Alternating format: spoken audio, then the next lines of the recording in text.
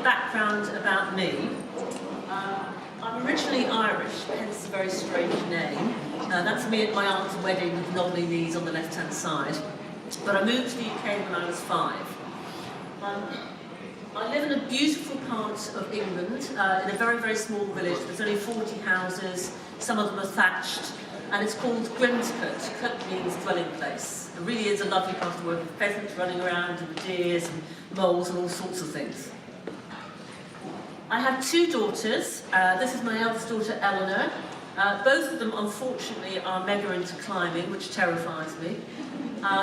And this is my other daughter, Tabby, and at Eleanor's graduation back in the summer. They're both down in Bristol.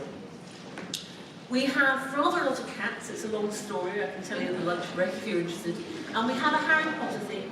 So this is Mr. Snape's sitting on his dinner box, patiently waiting for some dinner.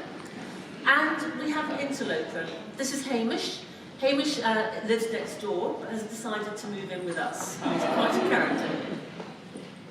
So if you want a little bit more background about my research area, have a look at my website, evainnovation.co.uk. And I also have a blog, and I'm hoping to blog some of the reflections from the conference over the next couple of days. This is what I'm going to talk to you about, wicked problems in education and trends in education. I think it follows on very nicely from Richard's talk. I'm going to focus in on some of the key affordances of technologies, open practices, network learning and social learning. I'm going to point you to some relevant theoretical frameworks for understanding social learning. I'm going to give you some simple examples of augmenting face-to-face learning and teaching. I'm going to suggest some new learning approaches which have emerged in recent years, and then I'm going to conclude by talking about designing for social learning. A recent Horizons Summit looked at the future of education. They brought together about 30 experts from around the world, and they brainstormed for 3 days what were some of the wicked problems. There's a link at the bottom to the website, really worth looking at. I just took some of the visualizations. And they came up with these important points. Firstly, that we need to rethink what it means to teach. We need to reimagine online learning, and I would argue face-to-face learning. We need to allow productive failure in terms of making our students feel safe and understand that they can learn from failure. And we need to innovate as part of the learning ethic. Some of the key wicked problems, I think, for us is that there's a gap between the promise and the reality of technologies, and that's at the heart of my work on learning design, which I'll come back to later in the talk. Both teachers and learners lack the necessary digital literacy skills to be able to harness technologies. And we're teaching learners for an uncertain future to do jobs that don't even exist at the moment. So we need to move beyond knowledge recall to teaching them the kind of skills that they need and to teach them to learn how to learn, to metacognate. Some of the competencies for 21st learners are things like critical solving, problem solving, teamwork, etc. My original background is in chemistry, but now I'm in a completely different field. I can't remember any of my chemistry, very sad, considering I did a PhD in it. But actually the generic skills I gained have transferred very well. How many of you have changed jobs? Yeah, I mean, it's really common nowadays, isn't it? So you forget your original discipline and you need to have those generic skills to be able to learn how to learn and move into a new space. Jenkins in the US and also the GIS in the UK have looked specifically at digital literacies, and they talk about evaluation, transmedia navigation, multitasking, distributed cognition, networking, visualization, metaphors, collective intelligence, play, and digital identity management. So it's a very, very different skill set from the old skill set of knowing 101 chemistry. Some of the concepts I think are important in terms of underpinning this. Firstly, the notion that we're in an ecosystem of learning, and I draw on work around boundaries and boundary objects, new kinds of agency in learning, the work of Rose Luckin in the UK in terms of learner-centred ecologies of resources. And I also really like the notion of affordances from Gibson's work, where he talks about all action possibilities latent in the environment, objectively measured and independent of the individual's ability to recognise them, but always in relation to the actor and therefore dependent on their capabilities. So that's a little bit wordy, but the analogy I make is a tree has affordances of food for a giraffe because it has a long neck, but not for a sheep unless it has a pogo stick. We also talk about the notion of the co-evolution of tools and individuals, drawing on the work of P in the States, and the idea that we change our practices over time as we start to incorporate the technologies into our daily practice. I really like the work of Salomon on the notion of the distributed cognition. So I'm standing here in front of you now talking, but somebody might be reading my tweets or my blog post or looking at Facebook. And so we're distributed in this global community of peers, which is really exciting. Dave Cormier from Canada has come up with the notion of rhizomatic learning. A rhizome is a plant that grows horizontally, not vertically. And I think that's a nice analogy with social learning in terms of we adapt and change and work our network depending on which are useful. In Twitter, I always think of it like an onion shell. I have certain people I know will retweet or will respond, and then other people I interact with less. So we build this network of communities of people as we need it. So I'm going to talk about three facets of technology-enhanced learning: open practices, networking, and social learning. So in terms of open practices, a very nice book came out a couple of years ago by Curtis Bonk and colleagues in the States. And I had the opportunity to review this book, and it's got chapters from experts in the Mooc world from around the world, which is great. So we've seen an increase of free resources and expertise. In a world where everything's free, why should students pay to go to an institution to get an education at university? And digital technologies enable much more open practices. Certainly in my own work as a learner, as a teacher, as a researcher, interaction in social media has transformed what I do. The interactions on Twitter, on Facebook and other things really has transformed the way I work. Educational practices, they argue, are concerned with and about promoting equity and openness, although I'll come back to that in a little bit of time. We're seeing a range of practices around the creation, use and management of open educational resources, and we're seeing a resulting change of practice as a result of being more open. It's about connectivism, it's about trust, it's about innovation. And we're increasingly recognising and seeing the importance of free open educational resources and massive open online courses and how they sit alongside and complement traditional educational experiences. And these free resources and courses are challenging, I would argue, traditional business models. But I think that's good because it means if an institution then has to say, what does it mean for a student to come to this institution? What will their experience be here rather than the University of Sydney, for example? And really unpacking what that face-to-face, campus-based experience is about. Nice book, which came out again a couple of years ago, goes through the steps, if you like, involved in appropriately integrating OER. It's about assessing the validity of the resources, thinking about where it's going to be put in the curriculum, tweaking it and adapting it as relevant, checking the licensing, remixing with other educational material, and be clear about the instructions you provide on how the open educational resource is used. And also consider getting the students to find and share resources as well. Moocs are very much a contested space. They've raised in the profile of the last 5 years or so, and the original Moocs were called C-Moocs or connectivist Moocs, and then particularly from North America we saw the emergence of X-Moocs, which were much more individually focused and diverse. They're promoted about being about social inclusion. The reality is the majority of people doing Moocs have already got at least 1 or 2 educational experiences. There can be issues about the quality of the Moocs.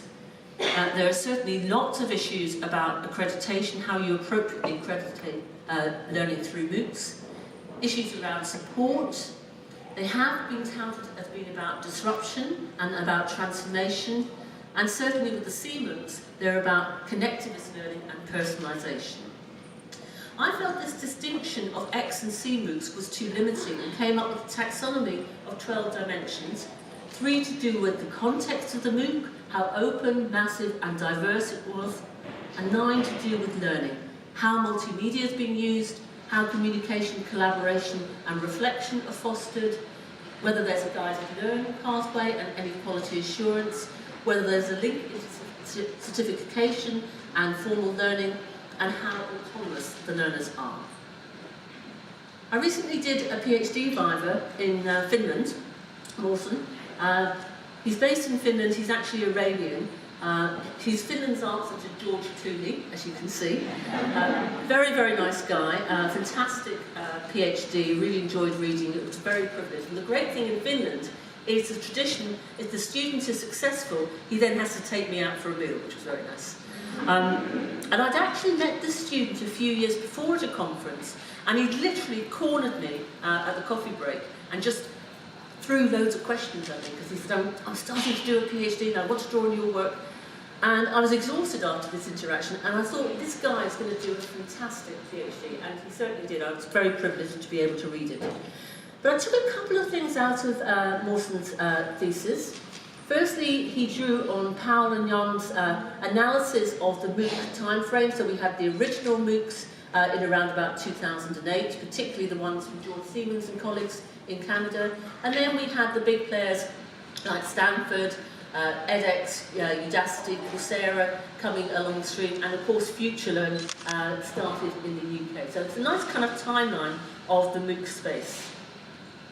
He also came up with this model based on his research, with the learner sitting in the centre and interacting with loads of tools and resources at a personal, individual level, curating and creating relevance for their own learning, but also that this learner was part of a broader network and community where they could connect and contribute. And these two levels were really important, the personal and the network level.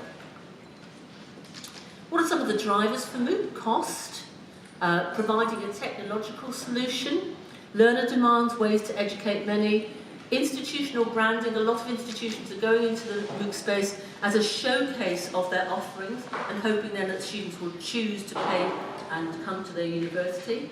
Collaboration, exploring pedagogies, innovation, and the very final one, probably the most important, most institutions I've talked to are going into the space. It's a toe in the water to see what the Mooc space is all about. Rebecca Ferguson, who's part of FutureLearn from the OU UK, has listed these as some of the priorities for Moocs. Firstly, thinking about the benefits of the learning and teaching of Moocs.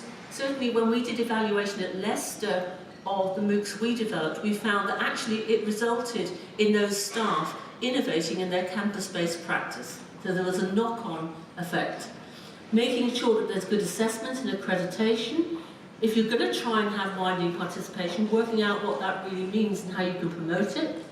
Having effective support for educators and good learning design, and addressing some of the privacy and ethical issues. And that report is online. I will, of course, make these slides available on the Social Learning Conference website. And finally, what are some of the strategies around Moocs? Having a clarity of the relevance and purpose of the Moocs, having a clear evaluation plan and design support in place, making sure the Moocs that are developed are aligned to institutional mission. Again, when we evaluated the Leicester Moocs, which were only 6 weeks long, we found it was costing about 50,000 US Australian dollars. So there's really a high cost associated with Mooc creation, so you need to be very clear about why you're doing it. Providing support and assessing and accrediting in different ways, whether that be through digital badges, certificates of participation, peer feedback, or routes into formal educational offerings. From the work that I did in evaluation of various Moocs, I came up with a set of guidelines, if you like, for designing effective Moocs, keeping videos below 10 minutes, thinking carefully about whether you need a video or whether a podcast might actually be better, being very clear about the amount of learning hours and the learning outcomes, encouraging reflection and dialogue and enabling the participants to learn from each other, having simple instructions, consider having core and extension activities, a good structured learning pathway to guide. A lot of people in the Mooc space are bewildered by the kind of routes through, so having very clear guidelines can make a huge difference. And use learning analytics to evaluate, to improve and support. And I know Peter Ryman will be talking about learning analytics tomorrow. In a recent review of the Mooc space for an organisation called IPTS in Seville, we looked at the various ways of validating and recognising informal and non-formal learning. We found that there were still a lot of barriers. Online is still seen, despite the fact that we've been having online offerings for so long, as lower value. There's lack of clear guidance on accreditation and recognition, and cost is an issue. And we need to think about unbundling learning, that learners will no longer necessarily do a whole degree course. They may pay for resources, support, a guided learning pathway or accreditation, depending on their particular needs. And that report is available online. So I now wanted to move on to the second topic, looking at networked and social learning. We are very much part of a global community of peers, and that's unprecedented if you go back 10 years. And we need to really think about harnessing that. But designing for networked and social learning is challenging, it's messy. People learn through each other through observation and imitation. That's very important, going right back to the work of Bandura. And dialogue, we are social beings. Dialogue is a really important means of learning, as the sort of original quote in the first keynote in terms of our father and son. Dialogue is the way in which we build on each other, we co-construct, we develop our understanding. And informal learning, particularly through digital networks, is a really valuable and important route today. I was in Singapore last week and we were talking about the importance of getting students to understand that their educational experience, their university experience, isn't just about the course and the content, it's about the whole experience. And it was a beautiful campus, lots of nice spaces where students could sit about, and having that whole 24-hour learning experience is really valuable. And I'm seeing that very much with my daughters going through university now, my younger daughter just starting maths, and seeing her becoming part of that community of peers.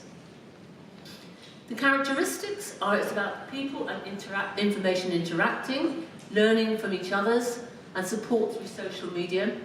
And often if I have a question, I'll post a message on Twitter or on Facebook, and within minutes, normally I'll get a reply. So when I was learning Spanish a few years ago, I would often tweet and say, oh, I'm having a difficulty with this, can somebody help me? And people would come back. Usually by then I might have worked it out, but it kind of consolidated my reflection and understanding of where I was in learning. We need new digital literacy skills to be able to use that. Lots of people say to me, how can you find time to Twitter? I find time because it's useful, it's part of my professional practice. And we need to nurture and use our connections. It's not a one-way process. So yes, I will throw questions out to people on Facebook and Twitter, but equally, if people ask questions, I will be happy to jump in and give them some response. And one of the things I love about these spaces is there's a levelling of the network. So I'm connected with researchers and PhD students, and whereas before they would never have emailed me, now they see esoteric pictures of the cats or my Sunday roast, and they feel quite comfortable Facebook chatting me and saying, these are my research questions, what do you think? Or do you have any good resources on this? So it's a lovely way of having a levelling of the network. And it's dynamic and constantly changing. The way, if you reflect yourself on the way in which your environment has changed, the way in which you interact with things has changed over the last 10 years, I think you'll find it really interesting. I sometimes do an exercise in conferences where I get people to draw their digital network now and 10 years ago and reflect on how that's changed and why it's changed. So we're seeing, as I said, a co-evolution of tools and practices. Some of the theories I think which are useful for thinking about social learning, going back to some quite old work but I think useful nonetheless, Wenger's notion of communities of practice, Brown and Dougal's network of practices, Garrison et al.'s community of inquiry, and something that we developed in the OU UK, a community indicators framework, because we were trying to understand a social media platform, CloudWorks, that we created. So just to unpack those a little more, if you haven't come across these theories before. The first, from Wenger, well, Leiden Wenger really, about being part of the community and whether you were on the peripheral or actually an integrate part. Now, Wenger wrote a very nice book. He went in, I can't remember the discipline now, but he went in and explored a professional practice and how people were interacting, and from that started to develop this model. So it's about practice, learning as doing, it's about community, learning as belonging, and as you become more part of the community, you share more connections with people. It's about meaning, learning as experience, and it's about identity in terms of learning as belonging. And I think this is a really, really nice book. His book is really interesting in that it's a story, and all the meat of the research underpinning it is in the appendices, in the footnotes, which is quite a strange way of writing it. But if you haven't come across this book before, I really recommend it. Networks of practice. It's about being geographically dispersed. They're larger than communities of practice, and they're embedded in local practices, socialisation, and organisational aspects. And again, there's a very nice book related to this, The Social Life of Information, which I can recommend. And Garrison's work on communities of inquiry. It's about social presence, i.e. portraying yourself as real, enabling risk-free expressions, encouraging collaboration. It's about cognitive presence in terms of exchanging information, connecting ideas and applying new ideas. And it's about teaching presence, setting the curriculum and methods, sharing personal meaning, focusing on discussions. I think those three aspects are really nice. You can see there's an overlap between these frameworks, but I think they're nice ways to think about and unpack what we mean by social learning. And finally, the model that Rebecca Galley and I developed had 4 components. It's about, social learning is about participation, sustained over time, commitment from the core group, emerging roles and hierarchies. It's about cohesion, it's about support and tolerance, turn-taking and response, humour and playfulness. It's about identity, group and individual awareness, and having a sense of community. And it's about creative capability in terms of igniting a sense of purpose. That transformation of learning that we heard in the last talk is a really key aspect in terms of getting students to want to learn and helping them change and transform. And finally, this one, which is from the work of John Drunn and Terry Anderson in Canada, they distinguish 3D degrees of connectivity. Groups which are quite tight, networks which are looser, and finally collectives which were much, much looser. So in terms of your interaction in social media, in terms of the context, it will be different. So if you're in a learning management system as a learner, it's a very tight-knit community. If you're in Twitter, for example, it's going to be much more loose. So it's really interesting, I think, to unpack what the nature of community means and the degrees of connectivity. So I wanted to pick up 3 examples of augmenting face-to-face learning: blended, flipped, and technology enhanced. This is a nice model of different ways in which you can blend, having face-to-face where the teacher drives the curriculum as opposed to at the bottom, flexible, you have an online platform delivering most of the curriculum, and the teachers provide on-site as needed support through in-person tutorials or small group sessions. So there's a range of ways in which we can blend. Flipped classroom, students are encouraged to look at material in advance of the class, and the class is then much more active, personalised and student-centred, and the teachers are much more facilitators rather than delivering content. Why? We know that information transfer is not enough. We have a lack of student engagement. It's not meeting those future needs I mentioned at the beginning, and we need to move beyond knowledge recall, and we need to foster more active approaches to learning. Traditional classroom, the teachers are gatekeepers, content is delivered, and the students are passively assimilating information. They're just content consumers. Whereas in the flipped classroom, the students look at materials in advance. The focus in the classroom is much more active, it's more student-centred, and the teachers are facilitated, and it enables fostering of student engagement. So we have independent study plus face-to-face interaction. Benefits for the teacher: they can see what the students are working on. It frees time for them to target those who are having problems in the classroom, and they can provide a much more personalised approach for the learning. Students become much more active, they can work at their own pace, They can have more control of their learning, they can watch and re-watch the videos, they can have more interaction with their peers, and it's more engaging and motivating. So the third example I wanted to give is looking at technology-enhanced learning spaces, and this draws on a project here in Australia, the Spaces for Knowledge Generation project, which looked at the ways in which we can enable spaces to be more technology-enhanced and enable students to bring their own devices. And they came up with a very nice set of principles around designing technology-enhanced spaces: comfort, aesthetics, flow, equity, blending, affordances, and repurposing. And that report is available online. So if you're interested in how you reconnect and recreate technology-enhanced learning spaces, that's really worth doing. And there's a lot of really good work going on here in Australia on that. In particular, I'm very aware of the work that UTS are doing in this space.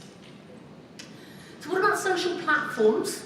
We've got a range of from relatively closed systems, the classic learning management systems, Blackboard, Moodle, of course the OpenLearning platform itself, and then we've got particular specialised social media platforms, such as the Cloudwork site that we developed in the UK, and then you've got the much more loose, going back to Dron and Anderson's work, collective in terms of use of social media such as Twitter, Facebook and LinkedIn.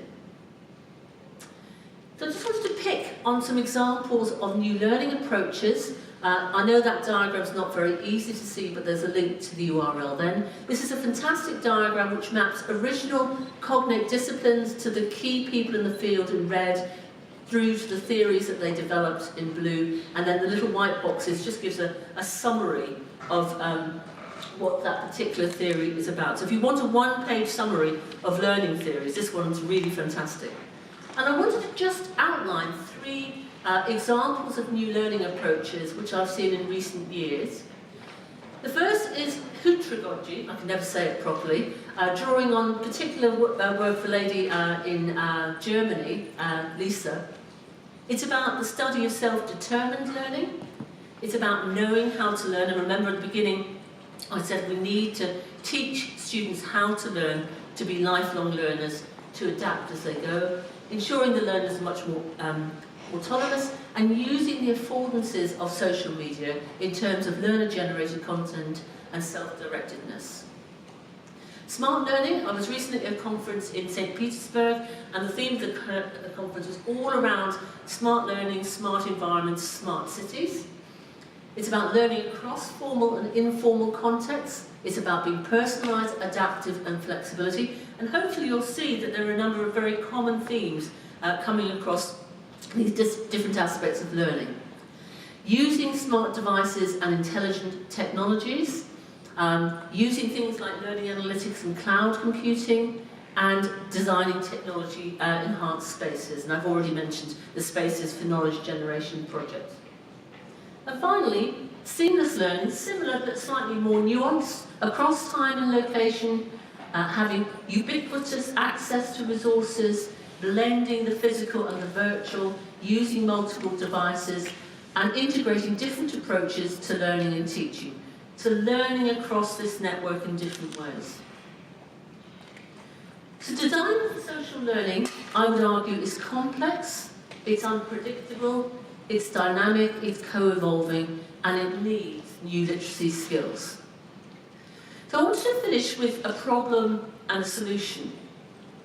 As I've already mentioned, teachers lack the necessary digital literacy skills to really harness the power of digital technologies, and learners lack the academic skills they need to really use technologies and develop appropriate strategies for learning. And the solution I would suggest is harnessing learning design and learning analytics. Learning design is about new approaches to design that are pedagogically based and make effective use of technologies. And learning analytics is analysing the data underneath our virtual learning environments or learning management systems to better understand how learners are learning and how to improve learning and teaching. This has very much emerged as a hot topic in recent years. I'm very much looking forward to hearing what Peter says about it tomorrow. I developed a few years ago, I know you can't see this, a taxonomy of the components of what a learning activity is. And I was at a conference a couple of months ago in Geneva, and after I gave the talk, a PhD student came up to me and she presented me with this beautiful mind map that she'd done of the taxonomy I developed. The only trouble was, the poster was massive, and I was going on EasyJet, which meant I had to hide it under my coat to get it on the plane, so not great. The components of a learning activity are the tasks we're getting the students to engage with, the learning outcomes, the roles, the assessment, the tools, resources, outputs in terms of what students produce, the pedagogies, interactions and competencies being developed. And there's a link at the bottom to the student's PhD, which she's now successfully defended. And this diagram is right at the very, very end of the PhD. But if you're interested in this, I would really recommend looking at it. I was really touched that she'd done this beautiful representation. And that's been used as a basis for the work that I've been doing in the last 15 years or so on developing a new framework for learning design to help teachers make more informed design decisions. So it's called the 7 C's of learning design. The first C is about conceptualizing the design and creating a vision for your course. Then there are C's to do with creating resources, fostering communication and collaboration, and the considered C is to do with reflection and evidence of achievement of learning outcomes, i.e. the assessment component. Combine enables you as a designer to step back and look at the design from different perspectives. And then it's about implementing the design in a real learning context and seeing how effective it is. And all of those resources are available at that link. And this will be the basis for the workshop I'm doing later on today. So just to unpack that a little bit more, this is a course features activity. People work in teams, they have a pack of cards, and they choose which cards are relevant around the principles of the course, the pedagogical approaches, the forms of guidance and support for the learners, the nature of content and activities they will engage with, the forms of communication and collaboration, and the reflection and demonstration of understanding of achievement of learning outcomes. And finally, the activity profile, which enables you to look at how much time the student is spending on different things in terms of assimilative activities, reading, viewing, listening, handling information, communication, production where they're creating something, experiential, anything from drill and practice through to work-based learning, adaptive in terms of modelling and simulation, and the amount of times they're spending on the assessment. So you can get a profile and then step back and say, is that really the right mix? This is a third-level French course, I should have a lot more on communication, or this is about engineering, I need much more active activities to enable them to do project work and teamwork. And finally, the other side of the coin is look at learning analytics, which can be used by the learners and teachers. Teachers can see what the learners are doing. They can identify those who are struggling.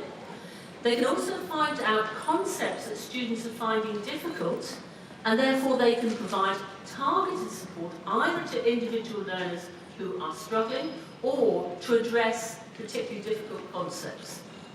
Learners can also use it to see the patterns of their learning. They can receive advice on better learning strategies. So they might say, you appear to be doing all your learning on a Sunday afternoon. Research shows it's better to do it in bite-sized chunks over the course of a week. They can compare their learning against their classmates.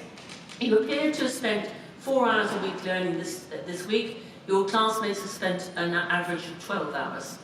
And they can set and review learning goals in a similar way to things like Runkeeper, the app Runkeeper. And so you can go to a hotel and it'll say, other people who are running from this hotel have chosen these pathways. Or if you want some people to run with, 5 people are meeting in the lobby at 7 o'clock tomorrow morning. Now you can see how that analogy could be transferred to a learning concept. So you appear to like learning in this way, here are some other peers who learn in a similar way.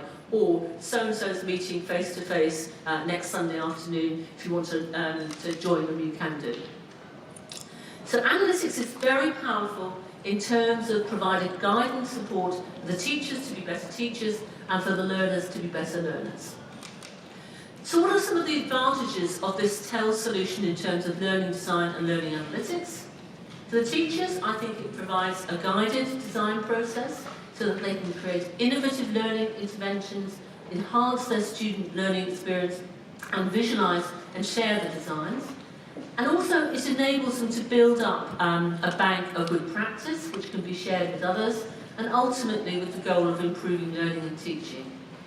For learners, it's about providing them with support in terms of representing their learning, improving their learning strategies, and developing lifelong learning skills.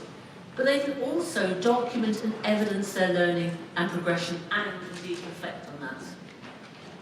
So very finally, going back to the theme of the conference, in terms of designing for social learning, we need more rigorous approaches to learning design. We need to harness the power of learning analytics, and we're only just beginning to unpack what that might mean. We know that there's massive information underneath our learning management system, but how do we pick out the relevant parts, and how do we represent that and share it?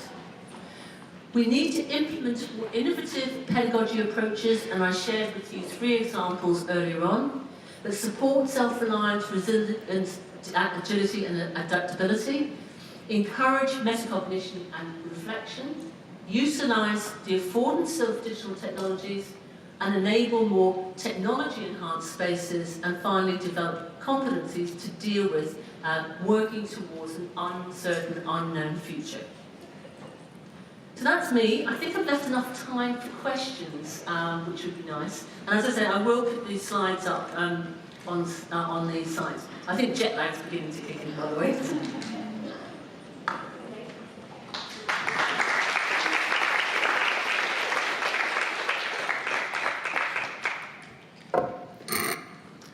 Thank you, Professor Gráinne, for your very insightful talk, and for really unpacking the concept of social learning.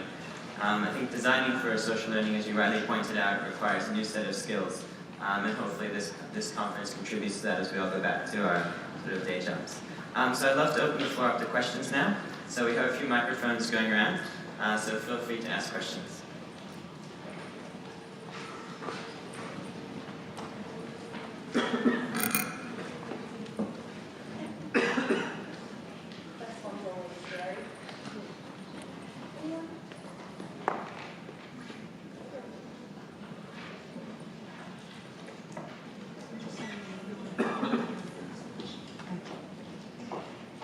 Hello, and my name is Aliani Ismail from University Putra Malaysia, and also currently attached with MECTA, the National E-Learning Council for Malaysian Public Universities.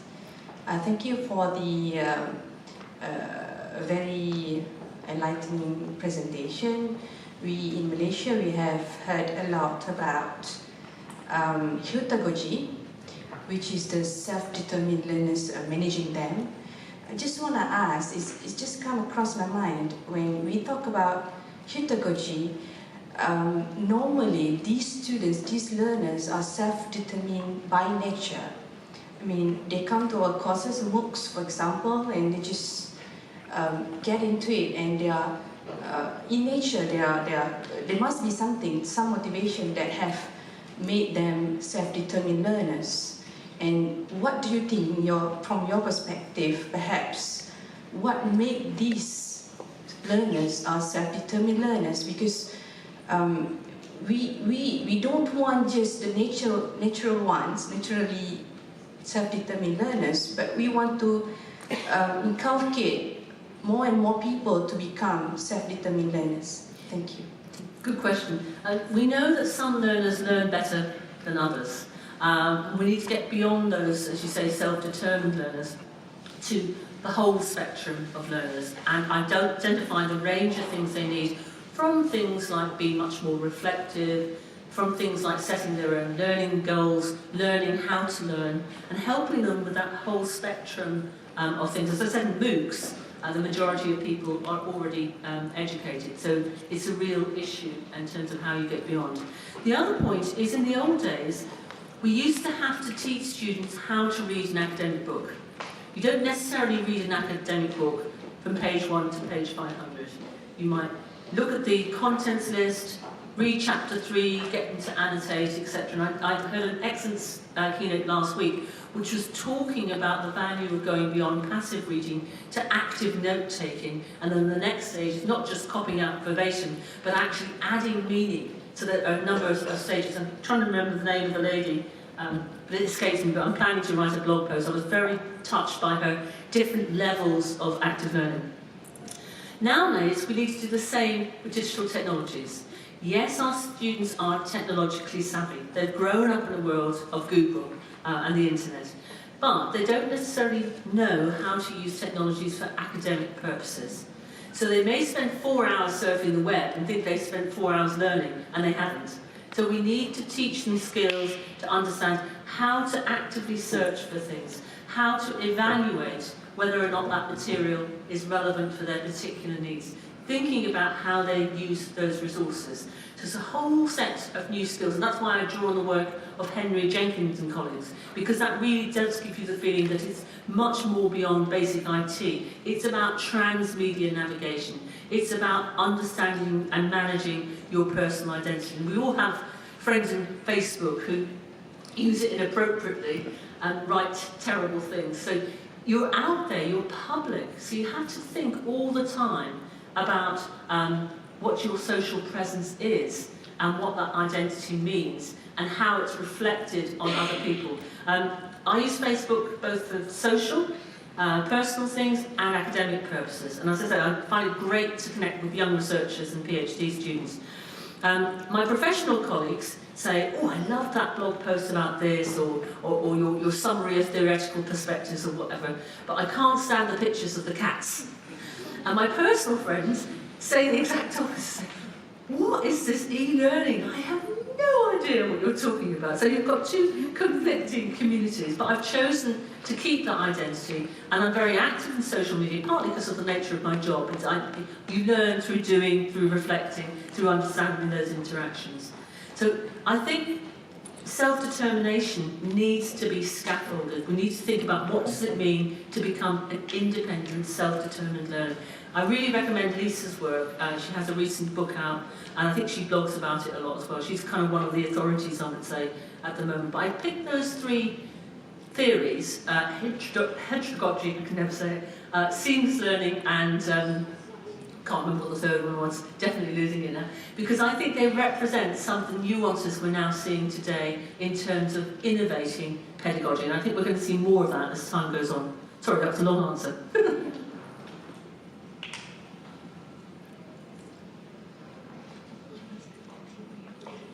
Sandra Wills.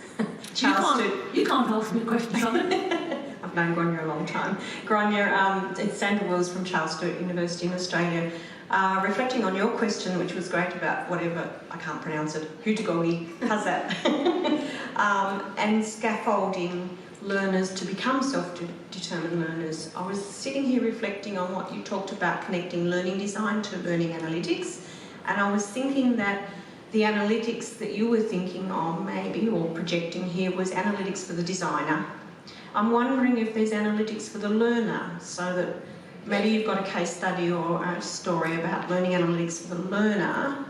That's it. Yeah. So that they can become self-determined learners. I think that's really, really important for the learners as well as the teachers. And that's why I made the analogy with the Runkeeper app for runners. You can see how that could translate into a learning context. We're really at the very early stages of this at the moment. Eric Duval, who you will know, Sandra, a professor in Leuven, who sadly died a couple of years ago, was at the forefront of learning analytics.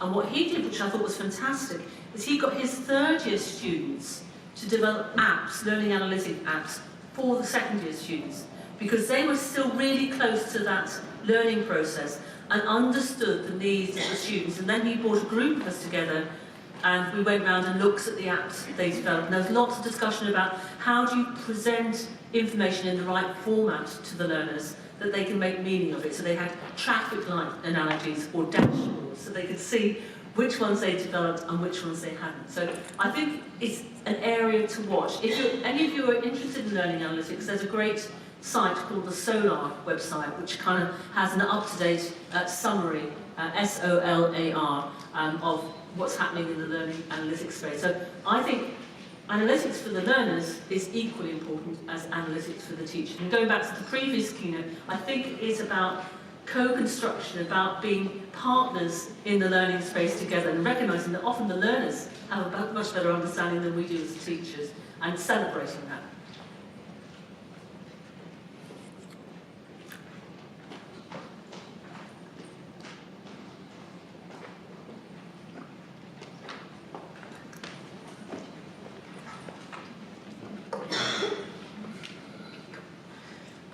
Ooh, I don't like standing. I'm Miracle. I'm a third-year science and education student from UNSW. So my question is kind of about linking 21st century skills with technology in the classroom. So do you think we as educators should be embedding 21st century skills and stuff like that within technology, and how would we go about that? Definitely. If you go back to the point I made, at the beginning, students are going to be doing jobs that don't exist at the moment. When I did my PhD supervisor was grooming me to take over her X-ray crystallography lab. And I assumed that would be it. I'd be a chemist till the day I died. Now, I've radically changed careers. I've gone from a hard-headed scientist to a waffly social scientist. And I had to learn a whole load of things. I thought paradigm was pronounced paradigm. I had to learn and understand what learning theory is. If you just said to me as a PhD student, interviews could be data, I'd have laughed at you. So, as I said before, the skills I've learned as a chemist are not the hard facts.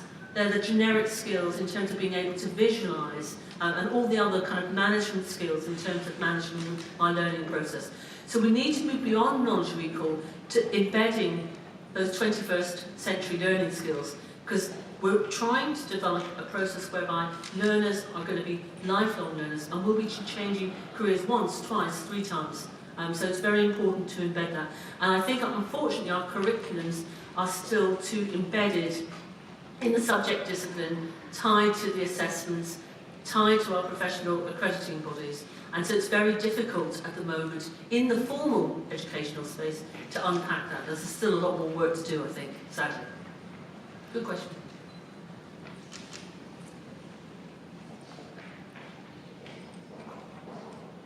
Or am I keeping you all for coffee? Hello. Hi. Sharon Condon, Peking University in China. So yeah, as you said, and I was just thinking then that how do we make that argument to education providers that these soft skills are really important and quite foundational and probably going forward, the most important thing going forward. How do we make that argument? How can we bring about change in the way that education is conceptualised and delivered? Good question. I think 2 things. If you talk to employers, they say that that's what they want. They want team players, they want critical thinkers, they want people who can manage their own learning but be part of a team or what have you. They desperately want those skills, and they're not seeing them come out from today's graduates. I talked about Moocs being disruptive, although that is a contested term. I think they are disruptive because they're challenging the traditional. So I think we're going to increasingly see things coming out of the informal and non-formal learning spaces which are much more flexible and enable these more generic skills, and that will start to impact on the formal case. It's a hard nut to crack, as I said in answer to the last person's aspect. Well, we have to do this. We have to move beyond the knowledge recall format, and that is a real challenge. So I think we have to keep exploring the informal and non-formal spaces, and then starting pushing in our traditional institutions and saying, what are the implications of these for us? And I know some people are working in that space. I think Deakin, I might say, Sandra, you might know this, I think they developed a competency-based curriculum, didn't they? And there's a lot of work going on in Sandra's university and others, looking at curriculum mapping, having graduate learning outcomes, and mapping to professional standards. So we are starting to see shifts, but there's still a long way to go.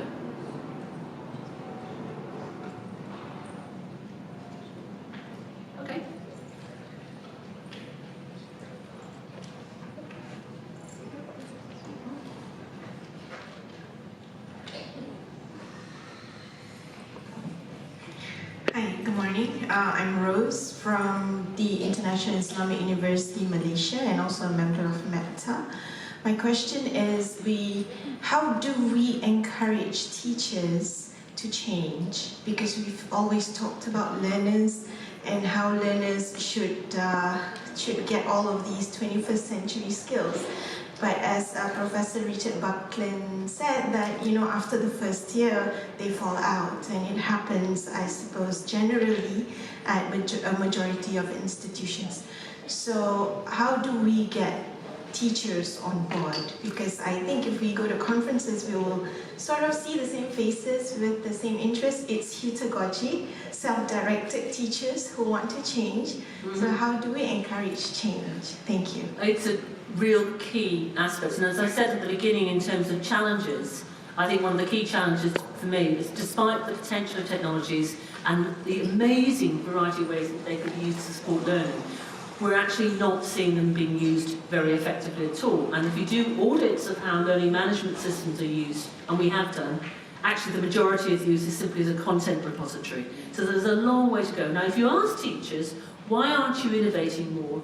Why aren't you moving to developing students' digital literacy skills and competencies? Why aren't you using technologies more? They say, I don't know where to start, I haven't got time, research is more important. So we need to provide them with the support they need. That's why central roles and educational designers and learning technologists are really, really important. We need to provide them with recognition and reward so that we privilege teaching in light of research as well. In the UK, we have a national forum, a higher education academy, where you can apply to become a national teaching fellow. And it enables you to reflect on your experience in terms of your impact on students and evidence of that impact, impact on peers, impact on the international community. Very, very hard thing to write, but incredibly motivating when you win the award. You get money, you get 10,000 UK pounds to spend on what you want, and you get put up in a really nice hotel and have a lovely meal in central London. And for the university, it's great because they promote it and say, okay, these are our stars at this institution. So promotion, recognition and support, I would say, are the three things, but we're still, again, in answer to the other question, we've still got a long way to go. But I think watch the informal spaces. I think that's where the really exciting stuff is happening.